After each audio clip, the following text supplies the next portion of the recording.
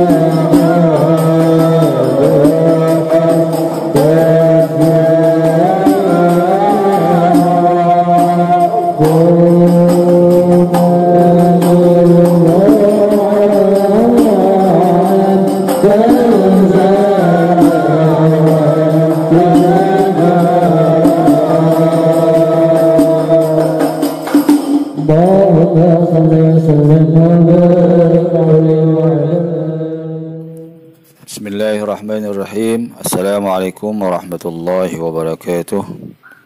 Alhamdulillahi rabbil alamin.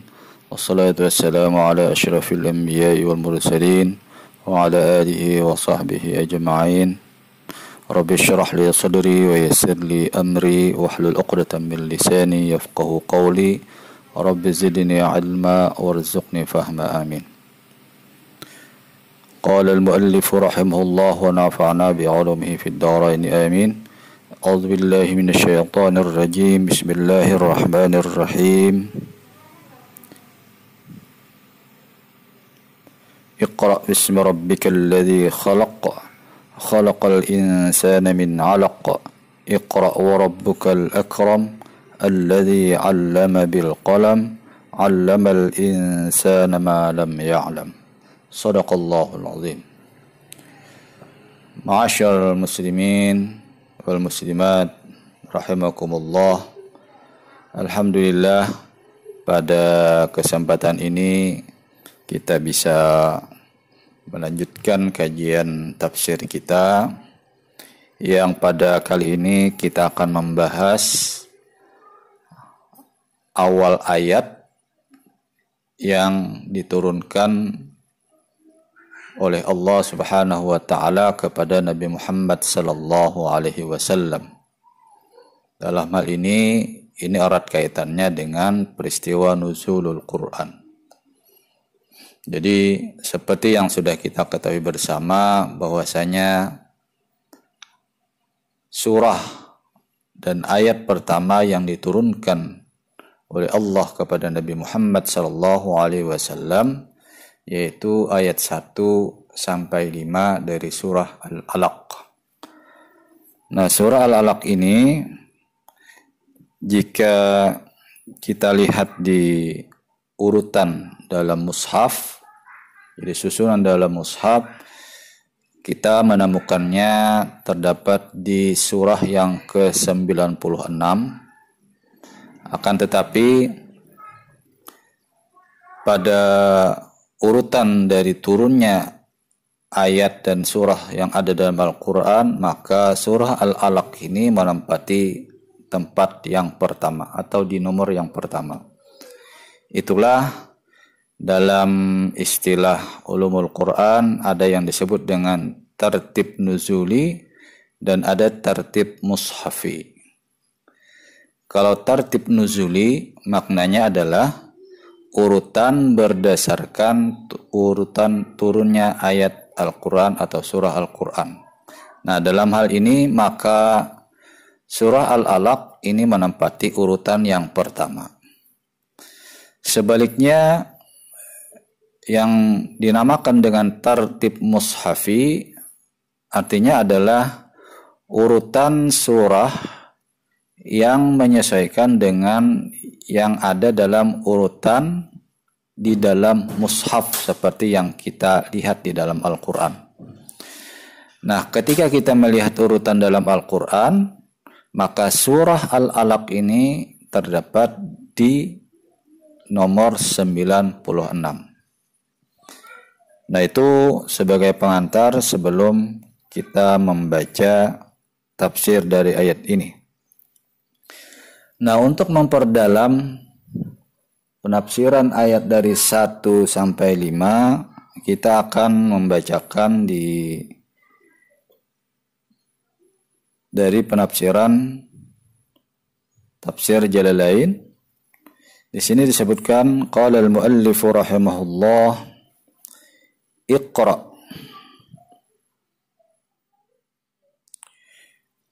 Sebelumnya di sini disebutkan Surah Iqra Makkiyah. Jadi yang namanya surah Iqra, jadi di samping surah Iqra dia disebut juga dengan surah Al-Alaq.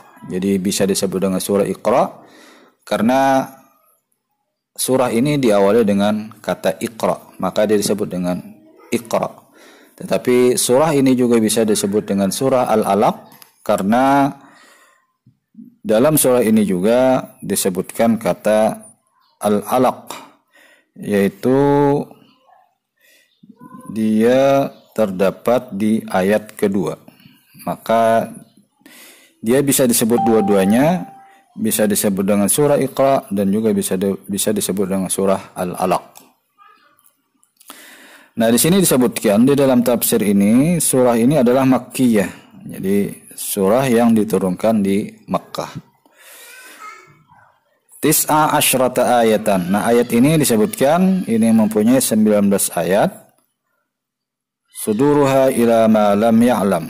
Dia dimulai dari suduruha ila ma lam ya'lam. Jadi awalnya itu sampai ke ma lam ya'lam. Awwalu ma nazala minal Qur'an. Jadi yang pertama yang diturunkan di dalam Al-Qur'an. Wa dzalika bi ghari Hira. Dan peristiwa turunnya ayat 1 sampai 5 ini terjadi tepatnya di sebuah gua Hira yang sekarang berada di kota Mekah.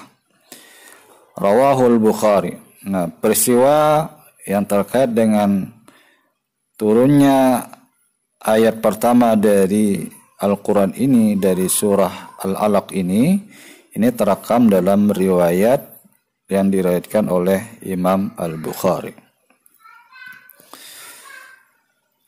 Terus yang terkait dengan tafsir di sini disebutkan Iqra. Nah, kata Iqra menurut mufassir beliau menyebutkan aujidil qira'ata mubtadi'an. Jadi aujidil qira'ata mubtadi'an. Kata aujid itu maksudnya adalah adakan bacaan, aujidil qira'ah. Adakan bacaan, munculkan bacaan, artinya ya bacalah, teman. Artinya bacalah. Karena sebelumnya seperti yang kalau kita baca di riwayat Bukhari yang disebutkan di atas, pada awalnya Nabi Muhammad SAW ketika disuruh oleh malaikat Jibril untuk membaca, Nabi Muhammad tidak bisa membaca. Karena Nabi Muhammad disebutkan adalah seorang ummi, yaitu seseorang yang tidak bisa membaca dan tidak bisa menulis. Nah, ketika disuruh oleh Jibril untuk membaca ayat Al-Quran, maka pada saat itu Nabi Muhammad menyebutkan ma'ana biqari, saya tidak bisa membaca. Lalu dari ini akhirnya setelah beberapa kali akhirnya Nabi Muhammad bisa membaca yang nanti sampai ayat 5 sampai ke ma'lam ya'lam. Maka di sini di tafsir ini disebut aujidil qiraah. Wujudkan, adakan bacaan, artinya bacalah. Mubtadi'an. Yang itu diawali dengan bismi rabbikal ladzi khalaq. Nah, di sini disebutkan bismi rabbikal ladzi khalaq. Nah, yang ditafsirkan oleh mufassir di sini al-khalaiq.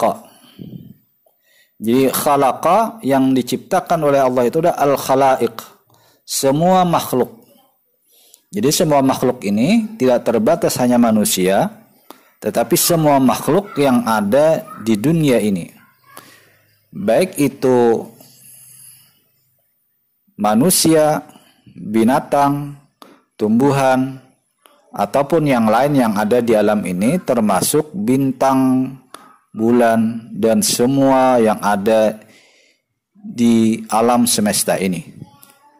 Jadi tidak terbatas hanya kepada manusia saja. Maka di tafsir ini disebutkan al-khalaiq. Jadi semua makhluk. Jadi apapun yang ada di bumi ini, apapun yang ada di alam semesta ini, semuanya adalah makhluk yang diciptakan.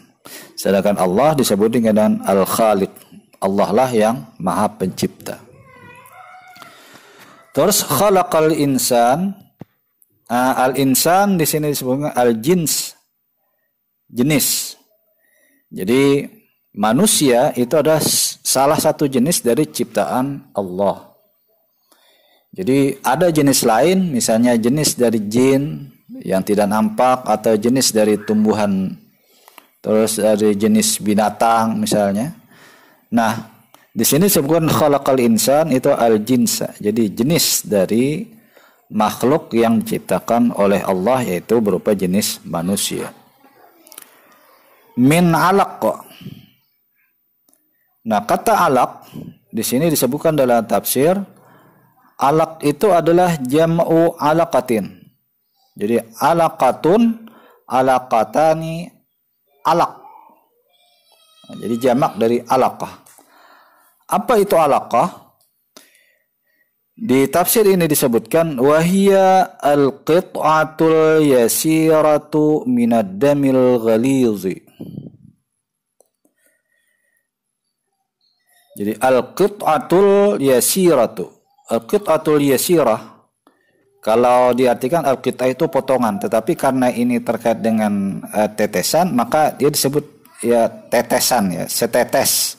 Al-yasirah, al-yasirah itu yang sedikit, jadi setetes yang kecil, minad damil ghaliz, dari darah yang kental. Jadi maksudnya adalah setetes darah yang kental. Terus Iqra. Nah, lalu di sini disebut Iqra lagi. Nah, Iqra di sini maksudnya ditafsirkan ta'kidun lil awal. Dia sebagai takkid, sebagai penguat lil awal bagi kata Iqra yang telah ada di awal ayat tadi. Jadi Iqra yang kedua ini fungsinya adalah sebagai penguat, takkidun lil awal.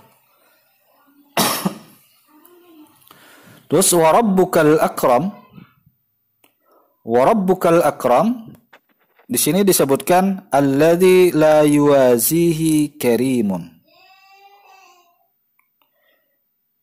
Ditafsirkan oleh mufassir alladzi la yuwazihi karimun, artinya kemuliaan Allah, kemurahan Allah Subhanahu wa taala, la yuwazihi karimun, tidak bisa ditandingi atau tidak bisa disamai oleh karimun, oleh seorang pemurah sekalipun, siapapun pemurahnya di dunia ini misalnya, sehebat apapun kemurahan yang dimiliki oleh seseorang yang ada di bumi ini, maka dia tidak bisa mengimbangi, tidak bisa menandingi kemurahan yang dimiliki oleh Allah Subhanahu wa taala. Terus kata redaksi yang warabbukal akram di tafsir ini disebutkan dia adalah halun minad dhamir fi Iqra. Dia menjadi hal dari dhamir yang ada di dalam kata Iqra. Terus alladzi 'allama, yang mengajarkan. Nah, maksud dari 'allama di sini, jadi mengajarkan apa? Oleh mufassir disebutkan yang diajarkan di sini maksudnya al-khatta. Al-khatta itu maksudnya tulisan. Jadi Allah lah yang mengajarkan tulisan, al-khatta. Jadi mengajarkan tulisan. Nah, mengajarkan tulisan itu dengan bil qalam, dengan pena. Terus dijelaskan lagi dalam ayat ini, dalam tafsir ini, wa awwalu man khatta bihi Idris. Dan orang yang pertama diajari menulis itu adalah Nabi Idris. Jadi wa awwalu man khatta bi Idris alaihissalam. Jadi orang yang pertama belajar atau diajari tulisan itu adalah Nabi Idris alaihissalam.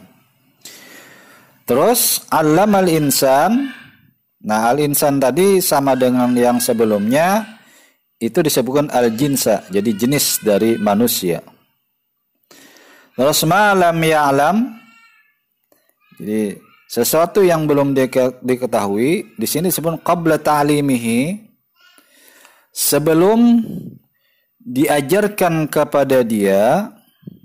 Jadi sesuatu yang belum dia ketahui, baik itu berupa minal huda, baik itu berupa petunjuk, wal kitabah, dan berupa tulisan, was-sina'ah. As-sina'ah itu adalah olahan, wa ghairiha, dan selain yang tiga tadi. Jadi di sini disebutkan Yang diajarkan yaitu diantaranya ada al-huda, yaitu petunjuk, wal kitabah, tulisan, wassinah, dan olahan. Jadi olahan itu bermacam-macam. Terus wa ghairiha, dan yang lainnya. Nah, itulah tafsir dari ayat 1 sampai 5 yang merupakan awal ayat yang diturunkan oleh Allah Subhanahu wa taala kepada Nabi Muhammad sallallahu alaihi wasallam. Demikian, mudah-mudahan apa yang kita baca dan kita pelajari pada hari ini bermanfaat bagi kita semua. Wallahul muwaffiq ila aqwamit thoriq. Assalamualaikum warahmatullahi wabarakatuh.